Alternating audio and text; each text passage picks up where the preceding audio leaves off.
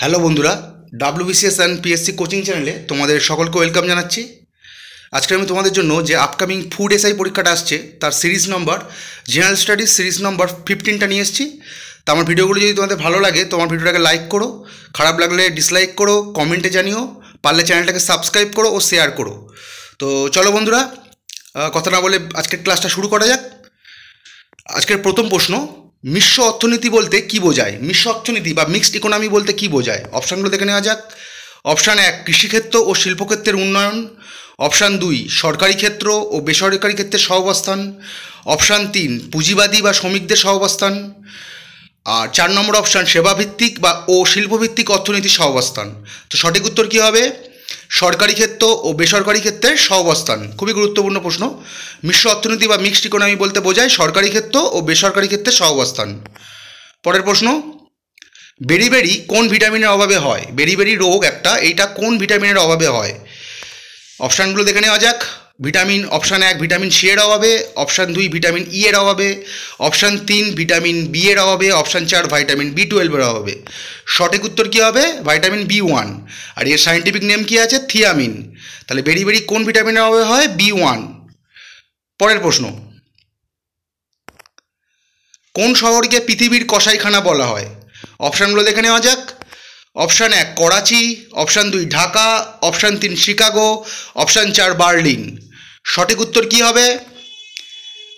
Option 3 Chicago. এই Chicago কোথায় অবস্থিত? ইউএসএতে অবস্থিত, সবাই জানো। তা তোমাদের এই সূত্রটা জানিয়ে রাখি, আমার একটা নোট লিখতে ভুল হয়ে গেছে। যদি বলে যে পৃথিবীর কসাইখানা কোন শহরকে বলা হয়, তখন হবে শিকাগো। আর একটা কোশ্চেন আসে যে ভারতবর্ষের কোন রাজ্যে সবথেকে বেশি পরিমাণে কসাইখানা দেখতে পাওয়া যায়, তখন হবে সঠিক উত্তর উত্তরপ্রদেশ। তো চলো বন্ধুরা, পরের প্রশ্ন, ভারতের প্রধান অরণ্য গবেষণাগার কোথায় অবস্থিত? অপশানগুলো দেখে নেওয়া যাক। Option 1 Cuttack. Option 2 Bhopal. Option 3 Dehradun. Option 4 Guwahati. সঠিক উত্তর দেরাদুন।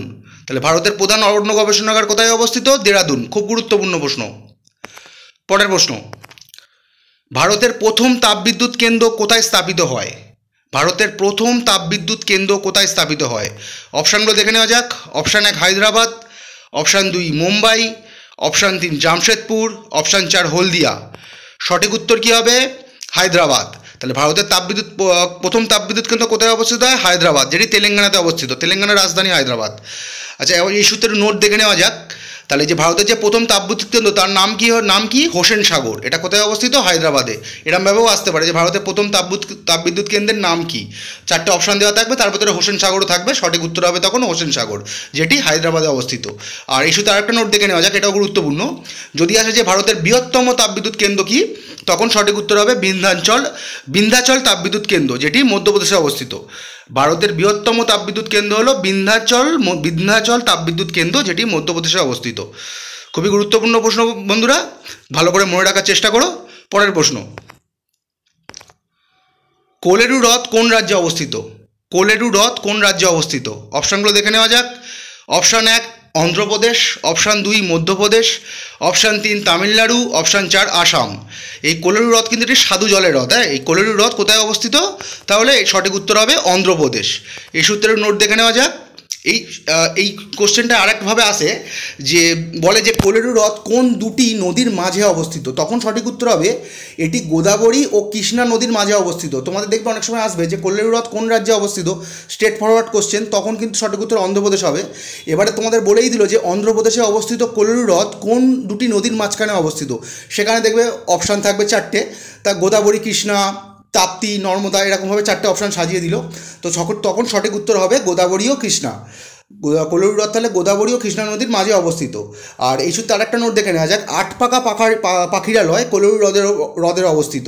এটাও আসে, আটপাকা পাখিরালয় কোন হ্রদের ওপর অবস্থিত, তখন হবে কোলেরু হ্রদের ওপর অবস্থিত। পরের প্রশ্ন, পাটলিপুত্র শহরের প্রতিষ্ঠাতা কে? অপশানগুলো দেখে নেওয়া যাক। Option 1 Dhanananda. Option 2 Udayin. Option 3 Shishupal. Option 4 Ashok. সঠিক উত্তর কী হবে? উদয়ীন। পাটলিপুত্র শহরের প্রতিষ্ঠাতা কে? উদয়ীন। পরের প্রশ্ন, কাঞ্চিপুরমের কৈলাসনাথ মন্দির কোন রাজার আমলে নির্মিত হয়েছিল? অপশানগুলো দেখে নেওয়া যাক। অপশান 1 দ্বিতীয় নরসিংহ বর্মন, অপশান 2 প্রথম কৃষ্ণ, অপশান 3 দন্তি দুর্গ, অপশান 4 প্রথম মহেন্দ্র বর্মন। সঠিক উত্তর কী হবে? দ্বিতীয় নরসিংহ বর্মন। আচ্ছা, এখানে আমার একটা অপশানে লেখা হয়নি, ইনি কিন্তু একজন পল্লব বংশের রাজা ছিলেন। তাহলে কাঞ্চিপুরমের কৈলাসনাথ মন্দির কোন রাজার আমলে নির্মিত হয়েছিল? দ্বিতীয় নরসিংহ বর্মন। আর যদি আসে যে ইলোরার কৈলাসনাথ মন্দির কোন রাজার আমলে নির্মিত হয়েছিল, তখন হবে প্রথম কৃষ্ণ। এটা আমি আগের সিরিজে দিয়েছি, তিনি রাষ্ট্রকূট বংশের একজন রাজা ছিলেন। ওকে বন্ধুরা, তাহলে তোমরা কিন্তু অপশানটা ভালো করে দেখে দিও যে ইলোরার কৈলাসনাথ মন্দির যদি থাকে তখন সঠিক উত্তর হবে প্রথম কৃষ্ণ। আর যদি কাঞ্চিপুরমের কৈলাসনাথ মন্দির থাকে তখন সঠিক উত্তর হবে দ্বিতীয় নরসিংহ বর্মন। এই দ্বিতীয় নরসিংহ বর্মন ও প্রথম কৃষ্ণ, এই চারটে অপশানের মধ্যে এই দুটো অপশান দেখবে বেশিরভাগ প্রশ্নেতেই থাকবে তোমাদের কনফিউজ করার জন্য। তো তোমরা চোখ কান খোলা রেখে সঠিক উত্তরটা নির্বাচন করো। পরের প্রশ্ন, পাকিস্তান শব্দটি প্রথম কে ব্যবহার করেন? অপশানগুলো দেখে নেওয়া যাক। অপশান 1 রহমত আলী, অপশান 2 ফজলুল হক, অপশান 3 জিন্না, অপশান 4 সৈয়দ আহমেদ। সঠিক উত্তর কী হবে? রহমত আলী। পাকিস্তান শব্দটি প্রথম কে ব্যবহার করেছিল? রহমত আলী। পরের প্রশ্ন, একশালা বন্দোবস্ত কে প্রবর্তন করেন? অপশানগুলো দেখে নেওয়া যাক। Option 1 Lord Cornwallis, option 2 Warren Hasting, option 3 Robert Clive, option 4 Lord Dalhousie. সঠিক উত্তর কী হবে? Warren Hastings. একশালা বন্দোবস্ত কে প্রবর্তন করেছিল? Warren Hasting. পরের প্রশ্ন, ইয়ান্দাবু সন্ধি কাদের মধ্যে স্বাক্ষরিত হয়? অপশানগুলো দেখে নেওয়া যাক। অপশান 1 ইংরেজ ও আফগান, অপশান 2 ইংরেজ ও ফরাসি, অপশান 3 ইংরেজ ও ব্রহ্মদেশ, অপশান 4 ওলন্দাজ ও ইংরেজ। সঠিক উত্তর কী হবে? ইংরেজ ও ব্রহ্মদেশ। তাহলে কত খ্রিস্টাব্দে এটা ইয়ান্দাবু সন্ধি স্বাক্ষরিত হয়েছিল? কত সালে? 1826 সালে। এই সূত্রে আরেকটু নোট দেখে নেওয়া যাক। বা 1824 সালে প্রথম ইং ব্রহ্মযুদ্ধ হয়েছিল।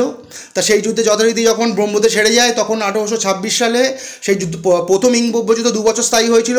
1826 সালে যুদ্ধ যখন ব্রহ্মদেশ হেরে যায় তখন ইংরেজ ও ব্রহ্মদেশের মধ্যে এই প্রথম ইং ব্রহ্মযুদ্ধ যখন শেষ হয় তখন এই ইংরেজ ও ব্রহ্মদেশের মধ্যে ইয়ান্দাবু সন্ধি স্বাক্ষরিত হয়। আর দ্বিতীয় ইং ব্রহ্মযুদ্ধ কত সালে হয়েছিল? 1852 সালে। আর তৃতীয় ইং ব্রহ্মযুদ্ধ কত সালে হয়েছিল? 1885 সালে। তা তোমরা এগুলো ভালো করে দেখে নিও, খুবই গুরুত্বপূর্ণ প্রশ্ন। পরের প্রশ্ন, সূর্যাস্ত আইন কে প্রবর্তন করেন? অপশানগুলো দেখে নেওয়া যাক। Option 1 Lord Cornwallis, option 2 Lord Bentinck, option 3 Lord Wellesley, option 4 Lord Ripon. সঠিক উত্তর কী হবে? Lord Cornwallis. সূর্যাস্ত আইন কে প্রবর্তন করেছিল? Lord Cornwallis. পরের প্রশ্ন, গাছের বয়স নির্ণয় করার পদ্ধতিটি কী নামে পরিচিত? মানে কোন পদ্ধতি দ্বারা গাছের বয়স নির্ণয় করা হয়?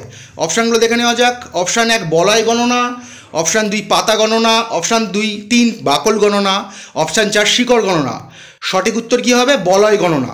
তাহলে বলয় গণনার দ্বারা গাছের বয়স নির্ণয় করা হয়। ঠিক আছে, গাছের বয়স নির্ণয় করার পদ্ধতি তাহলে কী নামে পরিচিত? বলয় গণনা নামে পরিচিত। খুব গুরুত্বপূর্ণ প্রশ্ন।